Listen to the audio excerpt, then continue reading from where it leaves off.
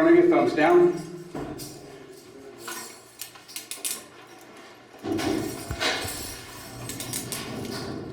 Let's go, John. Have your ID?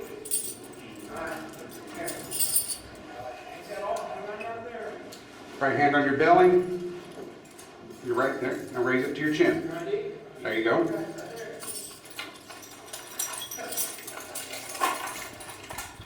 Thank you.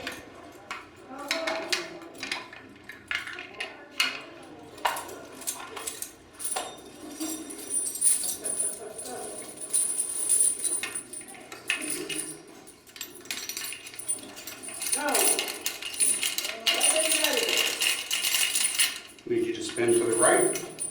No, you're right. Oh. No, you're right. No.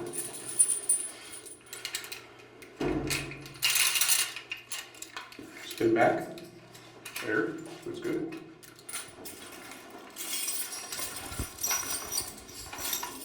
And spin back.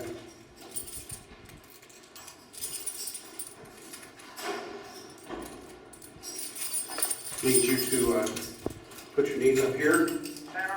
Face this way. All right.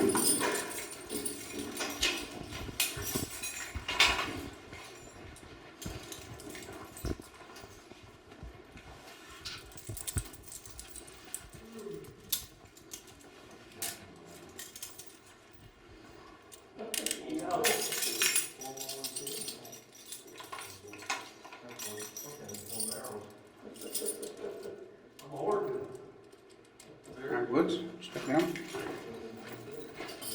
Turn that way, and walk up to the van.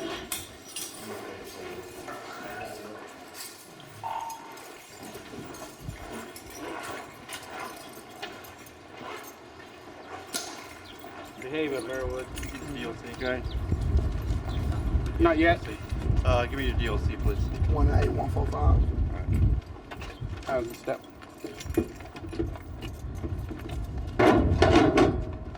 There you go.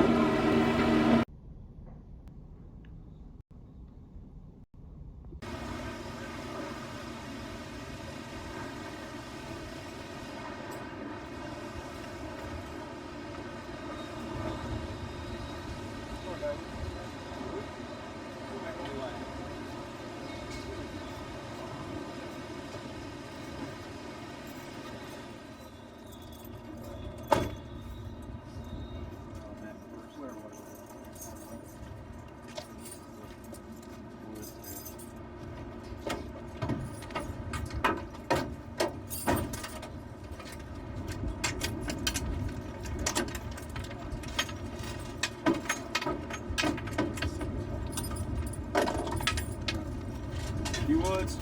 Sir. Woods, what's your DLC number? 18145. Okay.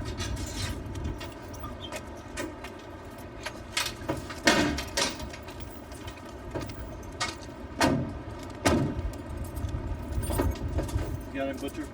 Yeah, you go take them off. You go take them off? Off of them. All right. Kurt, what's your DLC number?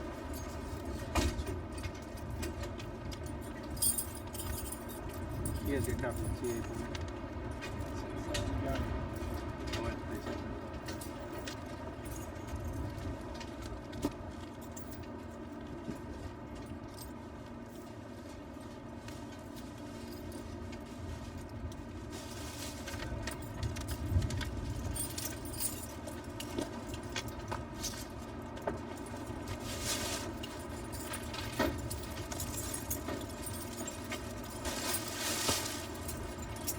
this all three up here? No, no. No.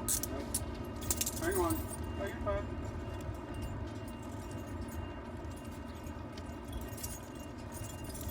Here's the meds. No.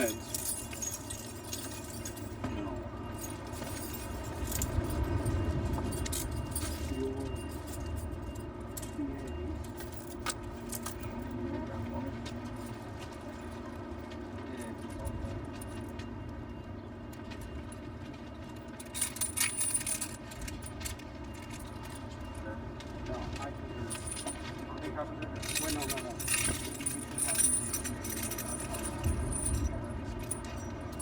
We're not RDC.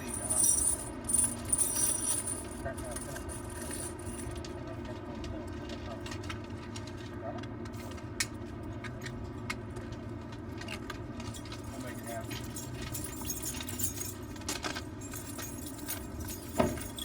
Guys, is all the proper they got?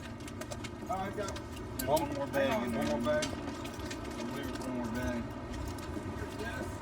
Records. your records.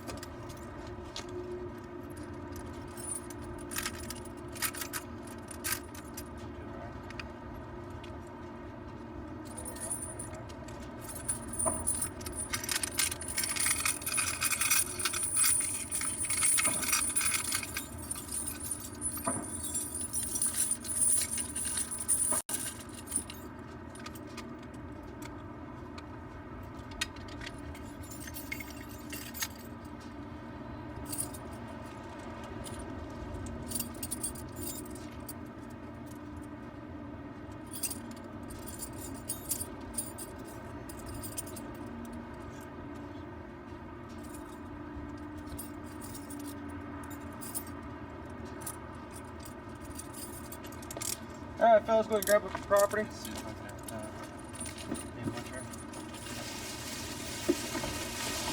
He made a copy of it, or he already signed it. So.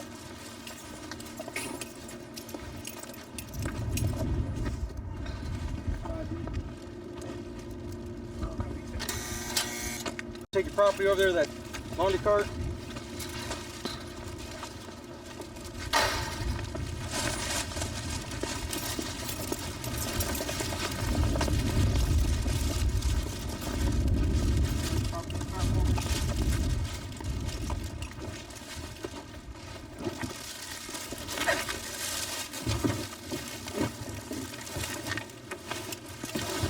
Take over this open door. You follow this open door. Basically what's going to happen is you guys take you guys over here, we'll strip you guys out, we'll take you over to receiving, we're going to secure your property, you guys can change out of your oranges, we're going to put you guys into khakis. Let's step in there for me. Step all over the far side for me. Right here.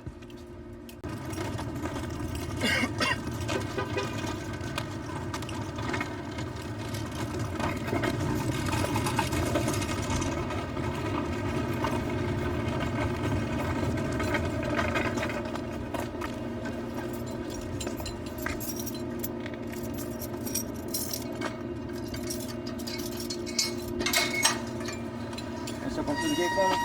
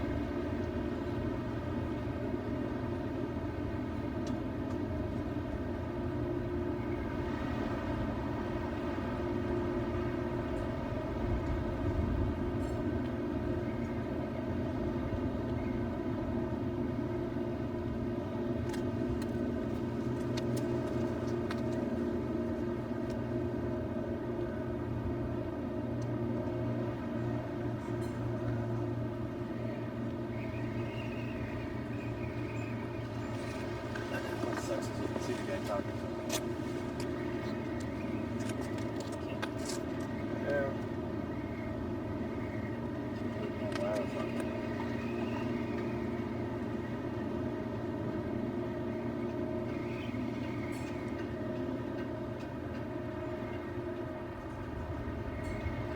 My name is Phil Slavens. I'm the Assistant Superintendent of Reentry.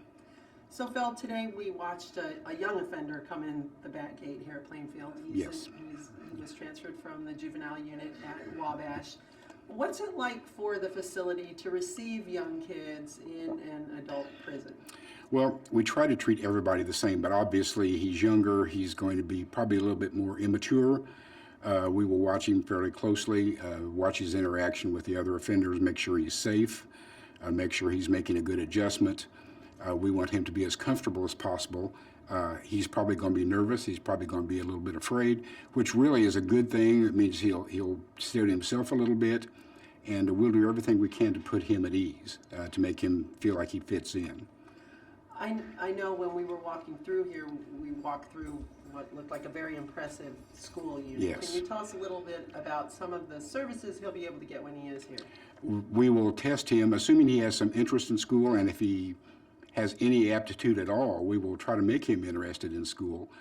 We will get him plugged in where he can. We'd love to see him get his high school equivalency while he's here, possibly earn a vocation. We'll test him for other needs that he's had. If he's had any drug or alcohol problems, we'll try to plug him in there also. We'll try to give him the treatment he needs so he has some tools when he gets back out on the outside that he can make a go of it. So his out date right now is 2014. Can you talk to us a little bit about how he can participate in some of these things and maybe get some cuts in his time? Part of his orientation admission testing, we'll find out what he needs. We'll look at his file, we'll see where his areas of needs are, we'll see where he's doing well, and we'll try to plan his program accordingly. We don't want him to sit, obviously. We want to get him plugged in, and since he's that young and he's been in school, school looks like the place for him. And obviously, this is a big mix of a population, Yes. young, old. Can you tell, people kind of what the prison feel is like when a young kid comes in? I mean, I'm sure there are offenders who will say, "Hey, here's a young kid. I'm going to try." Some might. There are enough people that will look out for him, though, that will keep that from happening. If he carries himself as old as he possibly can, his chances of success are much, much greater. A lot of these guys have enough to worry about with their own time that they won't have time to mess with him. If he carries himself in such a manner that that he acts like he knows what he's doing, he'll be fine. And there'll be people watching also. What would you want young kids out there to know who are maybe teetering on the brink? You've been in this field for a long, long Yes. time. You've probably seen just about everything. What would you want young kids out there to know? That it can happen to them. They need to get off those street corners. They need to quit hanging out with guys who can get them in trouble. They need to stay in school, obviously. If they're messing at all with drugs, then you obviously stay away from those. Watch who they hang with. Life is pretty short. The problem I've seen with kids, they think they're bulletproof. They think they're invincible. And they think never anything is going to happen to them, and that's just not the case because the prisons are full. And it's happened to people who didn't think anything could happen to them. They thought they can just go on and continue living their life with no consequences, and there are consequences for bad actions. And if they think of that beforehand, then their chances of coming here are much less.